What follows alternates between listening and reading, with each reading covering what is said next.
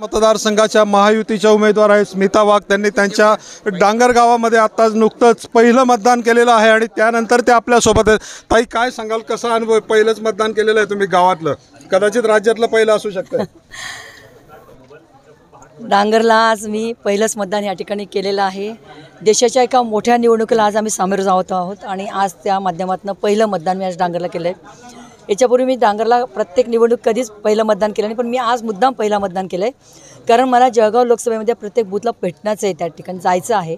त्यानिमित्ताने मी आज पहिलं मतदान केलं आहे आणि मला विश्वास आहे माझं डांगर गाव सगळं सोबत आहे, एकमुखी आहे, एका दिशेने चालणार आहे। त्यामुळे सगळी जनता डांगर गावासहित सगळ्या जळगाव लोकसभेतले सगळे मतदार, आमचे नेते सगळे माझ्या पाठीशी आहेत। त्यामुळे मला विजयाची या ठिकाणी खात्री आहे। लोकांनी का मतदान करावं असं वाटतंय तुम्हाला? लोक विकासाभिमुख आहेत, विकासाला प्राधान्य देणार आहेत आणि विकास जो केलेला आहे 10 वर्षात मोदी सरकारने, त्या माध्यमातून मोदीजींवर लोकांचा विश्वास आहे आणि त्या विश्वासामुळे लोक मला निवडून देतील। विरोधकांनी मात्र हल्ले सुरूच ठेवले होते शेवटच्या क्षणापर्यंत।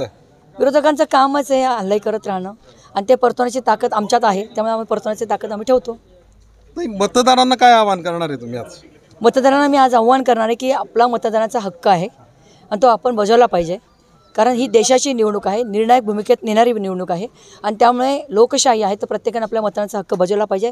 आज प्रत्येकाला माझं आव्हान आहे की उन्हाची तमा न करता, पावसाची तमा न करता प्रत्येकाने आपला हक्क बजवावा आणि ह्या लोकशाहीचा जो काही आधार आहे मतदान, ते पूर्ण करावं। विजयाचा किती विश्वास वाटतोय तुम्हाला या सगळ्यामध्ये? 100% मला विश्वास आहे की आम्ही 100% या ठिकाणी निवडून येणार, कारण आम्ही विकासावर भर देणारे लोक आहोत।